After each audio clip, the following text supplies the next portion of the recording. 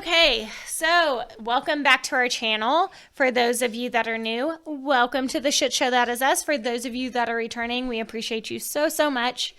We bow down to you. Yes, you are amazing. So back in September, we actually posted a video about a missing persons case of Allahnia Lenoir.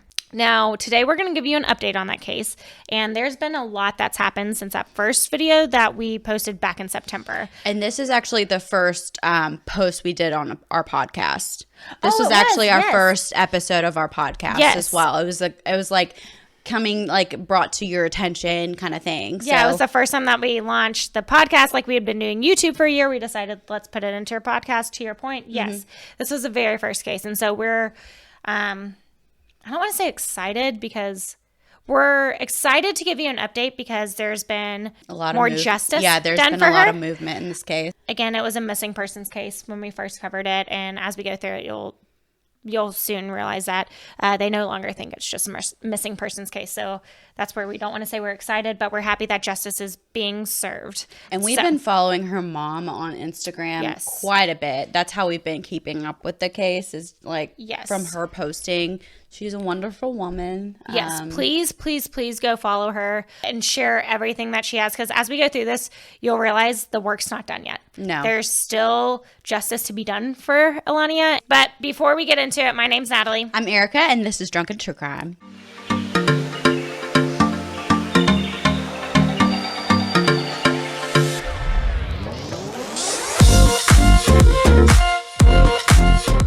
So for those of you that are new, we do have a few disclaimers. We're going to go through them a little fast, and then we have a legal disclaimer that we have to put in here because I love how you roll your eyes at this point now. I know, because I hate it. I hate that we have to do this, but like we always have like some person that's whatever. So first, we talk about true crime. 2, we cuss. 3, we drink. 4, we might laugh, and that's because we're typically making fun of each other or the asshat criminals in this episode or these episodes, but never the victim. Again, we're going to put the legal disclaimer in here because we have to. Still an ongoing case. Okay, last disclaimer here, folks. The information provided by us in this video is for educational purposes. All information in this video is provided in good faith. The views expressed are our own personal opinions, and the details we provide are all alleged, and individuals are innocent until proven guilty in the court of law. Again, this is, like this week, it is an update. If you haven't seen our first video, we highly encourage you to go back and watch that. We'll link it for you somewhere up here, I think. Up there, down here. On that side or that side. Please go watch that video. But to just give you a brief overview, on Saturday, July 30th in 2022, Allahnia, who is a 24-year-old petite woman weighing in at only 120 pounds, left her home in Douglasville, Georgia to meet a friend at an apartment complex in Midtown Atlanta.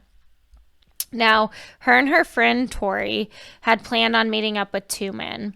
Now, all we knew at this point when we first covered this case is that surveillance video captures Allahnia walking into the apartment complex, but never captured her actually walking out. Right. So she was last seen wearing a blue top, blue shorts, and a set of cream-colored shoes. Now, from the get-go, Allahnia's parents were so vocal and have continued to be. We wouldn't have the update that we have today if it weren't for the tenacity of her parents and really her mom, to your point. Right. Her mom has been on social media. Yeah. They do, like, services and, like, Piedmont Park, like, visuals, like, they do like awareness, like circles too, yes, to bring like a lot of awareness to her case. It's amazing.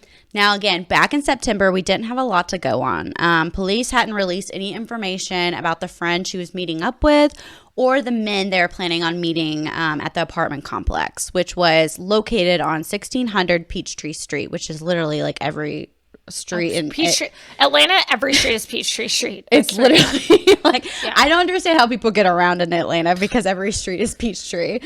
Now, police jumped on this case, and later that month, they arrested a man named Deontay Reynolds and charged him with murder, concealing death of another, financial identity fraud, forgery in the first degree, tampering with evidence, and possession of a controlled substance in Schedule 1 or 2 with intent to distribute. So that was a lot. So homeboy did a lot of shit. Now, after arresting Deontay, police, they then announced an arrest warrant for Stephen Abate. We're going to call him Stephen. Again, please go follow Allahnia's mom on social media. She does the Lord's work. She really does. I mean, honestly, you need to go support her. If you follow us, you've seen us post a ton of her stuff. So they announced an arrest warrant for Stephen and notified the public that he was also being charged with the death of Allahnia. Now, remember, still to this day, police, and we're filming this on January 31st. This should go live tomorrow. Mm-hmm.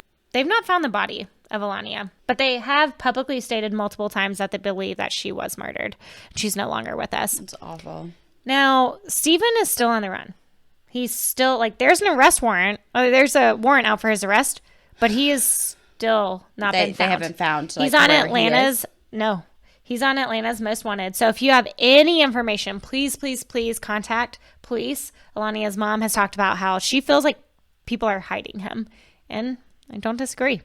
So please, please, please, if you have any information, you can do it anonymously. Yeah. Please, please, please contact the Atlanta Police Department. I mean, people have to be hiding him. Yeah.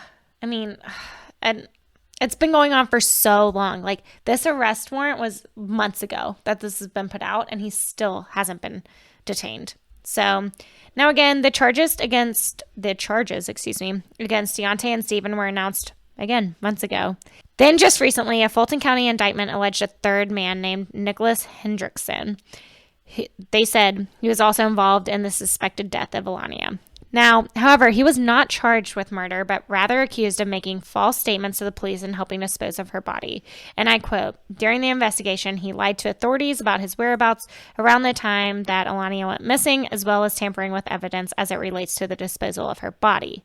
And again, these were from police documents. As far as what actually happened that night, we don't know a lot.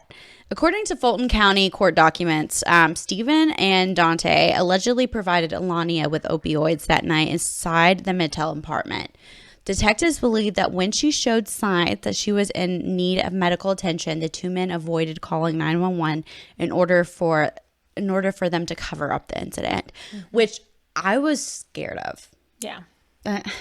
Well, but hold on. Now, I don't think that that's necessarily what happened, though. Like, you're not? Okay. No. So now Alania's mom, again, she adamantly disagrees with this sequence of events. She feels that these men are trying to say that Allahnia ultimately made this choice, did this to herself. And I'm not going to lie. I agree. I feel like they're trying to cover their tracks. Like, yeah. Fuck them. Yeah, I feel like they're trying to cover their tracks. I think they're trying to put it on the victim.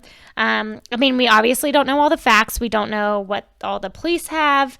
But ultimately, like, if you didn't murder her and this was just an accident, why are you running for so many months? Like, I get, like, you're scared that you could be charged, and, like, I get that aspect of it. But there just seems to be so much more to the story because even from the get-go, like, everyone was quiet. Her friend, Tori, was quiet from the beginning. And there's a whole slew about her. Personally, these are just my personal opinions. Don't come after me. I think Tori is sketchy as hell.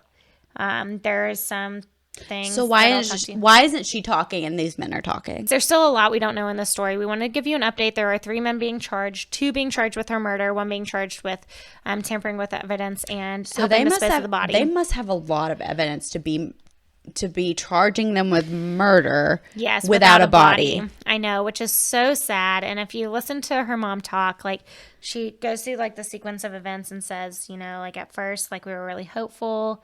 Then they heard something from Tori, actually, just a horrible voicemail that, go to our Instagram and look at it. It's on our story right now. But a horrible voicemail that made them a little less confident that she was still alive. And now, just with everything coming out, now it's almost gotten to the point, unfortunately, where they're just begging to find her body. Because, again, they don't have a body right now. This is hitting me a lot different. Yeah, it's a terrible case, but we wanted to give you guys an update. We wanted to help her mom in any way that we can. I know we're a little channel. I know we're, like, a different channel, and just anything that we can do. I mean, we've got, like loyal followers, so anything that you guys can do to share. With that being said, if you know anything, please, please, please say something. And until then, be a bitch and stay alive. Be a bitch and stay alive. Cheers.